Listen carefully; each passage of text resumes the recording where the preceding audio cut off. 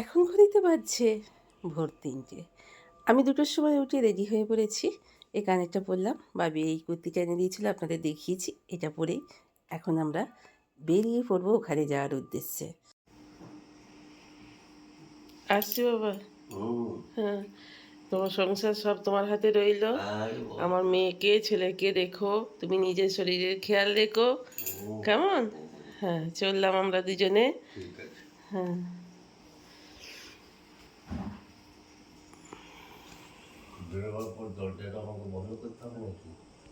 শুনলি তো বন্ধুরা, শুনলেন তো? ভীষণ ঠান্ডা, কয়েকদিন ধরে বৃষ্টি হচ্ছিল, মনটা ভীষণই খারাপ ছিল জানেন তো, যেতে পারবো কি যেতে পারবো না। আজই ফার্স্ট টাইম দুজনে মিলে চলেছি। এটার জন্য মনটা খারাপ করছে, কোথাও একা যাইনি ওকে ছাড়া। কিন্তু এটা আমার বিবাহবার্ষিকীর স্টেপ, তাই ওরাই দিয়েছে। ওদের সিজন চলে এসছে বলে ওরা যেতে পারলো না, ওদের কাজের চাপ বেশি। দুবাই থেকে 3:30 ট্রেনে চাপলাম, চেপে আমি হাওড়া এসে নামলাম পুরো 5টা 25-এ। তো চলুন, এই নামলাম, বাচ্চাবাবু যে এগিয়ে যাচ্ছে, ওকে দিয়েছি এই ভারী ব্যাগটা বইতে। তো যাই হোক, আমি বললাম আমি নিয়ে যাচ্ছি, ওর হাতে ব্যথা জানেন তো বন্ধুরা, কিন্তু কিছুতেই ও আমাকে দেবে না। বললো না না চলো আমি নিয়ে যাচ্ছি। তো দুজনে মিলে বেরিয়ে পড়লাম দীঘার উদ্দেশ্যে বন্ধুরা। চলেছি গো বন্ধুরা, বলেছিলাম না যাবো, এই দেখুন বসে পড়েছি। তো আমি কি টুবিটি মিলে যাচ্ছি আর কি, বাবার হাতে সংসার সন্তান সকল কিছু ভার দিয়ে দুজনে মিলে বেরিয়ে পড়েছি দীঘার সমুদ্র সৈকতের উদ্দেশ্যে। তো চলুন আপনারা আমার সাথে একসঙ্গে যাই। দীঘার সমুদ্র সৈকতে শুনছি যে জলোচ্ছ্বাস হচ্ছে, একটু দেখে আসি।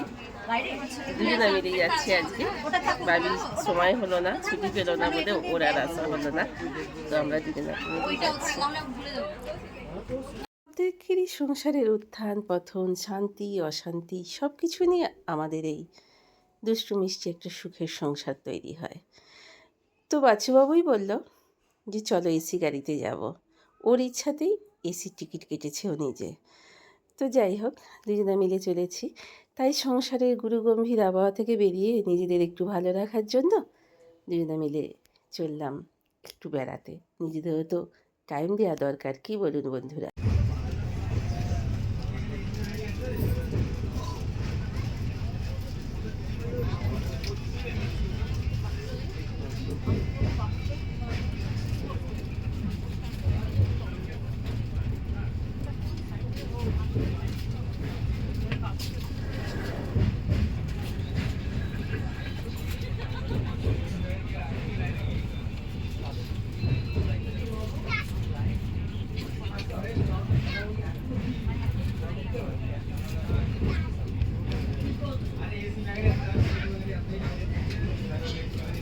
ব্রিজ পেরিয়ে আস্তে আস্তে কি সুন্দর নৌকা চলছে, কত কি দেখতে দেখতে পেরিয়ে এলাম মেচেদা।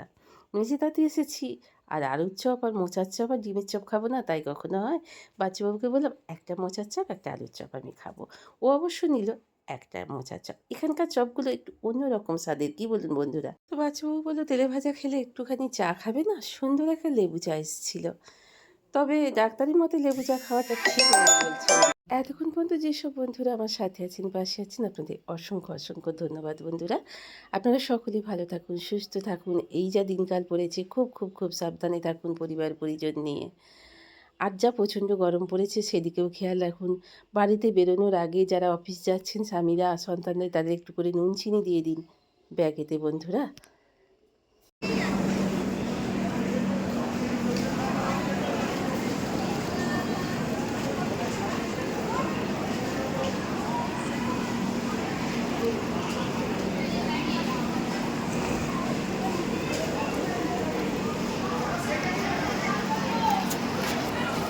বলতে যাচ্ছে এখন 10টা 32, আমরা মিলে করেছি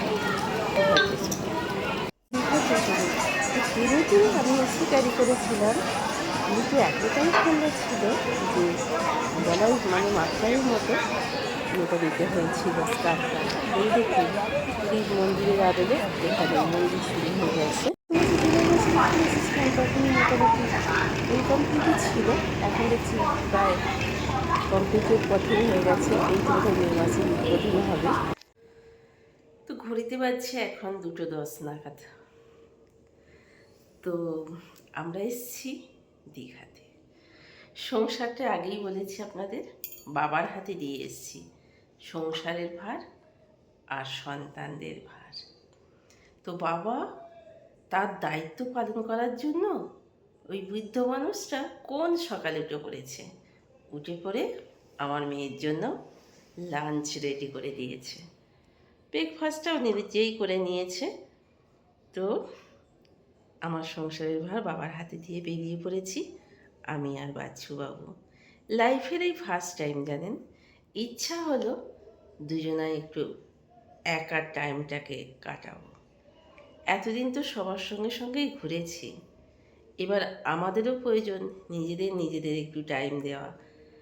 একটা টাইম আছে যে টাইমটা আমাদের টাইম দিতে কেউ চায় না, বাবা মাকে টাইম দিতে অনেকেই চায় না, সেটা যে কোনো কারণেই হোক। এতে দুঃখ করার কিছু নেই, কারণ তাদের কাজ, তাদের নিজস্বতা, অনেক কিছু মিলেই তাদের তাদের ইয়ে কি বলছিলাম, বাচ্চাবু ফোনে একটা কি খুলে ফেলেছিল, কথাটা আমার এই জন্য খেয়েই হারিয়ে গেল, টিয়ে বলে ফেললাম, কিছু মনে করবেন না।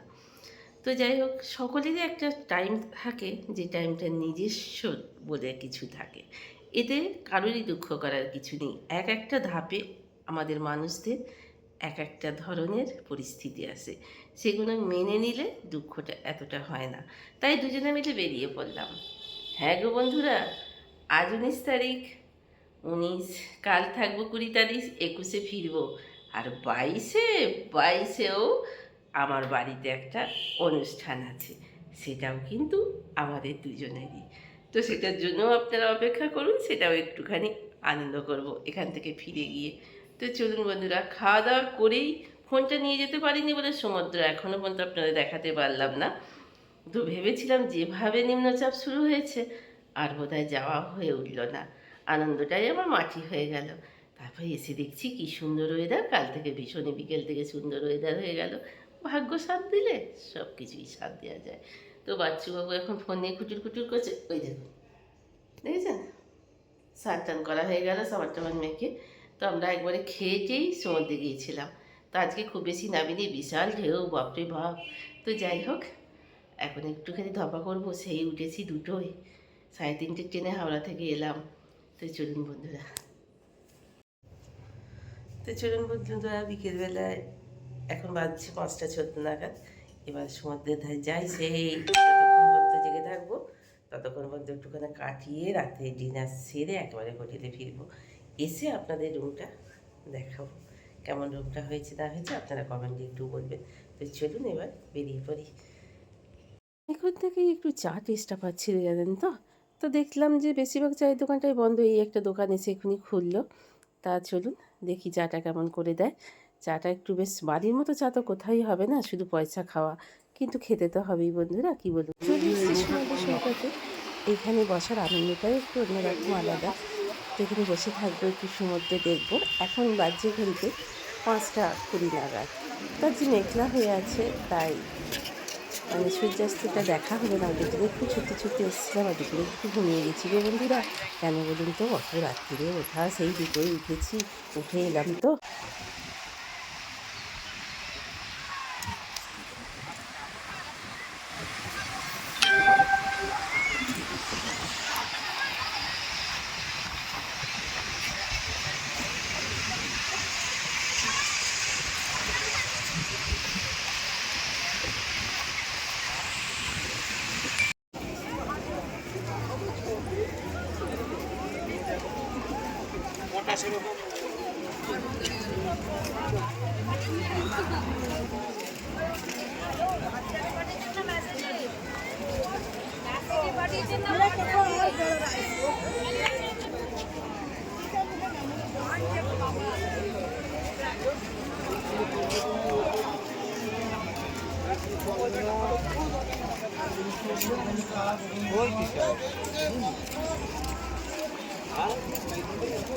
বাড়ানো নিয়েছিল।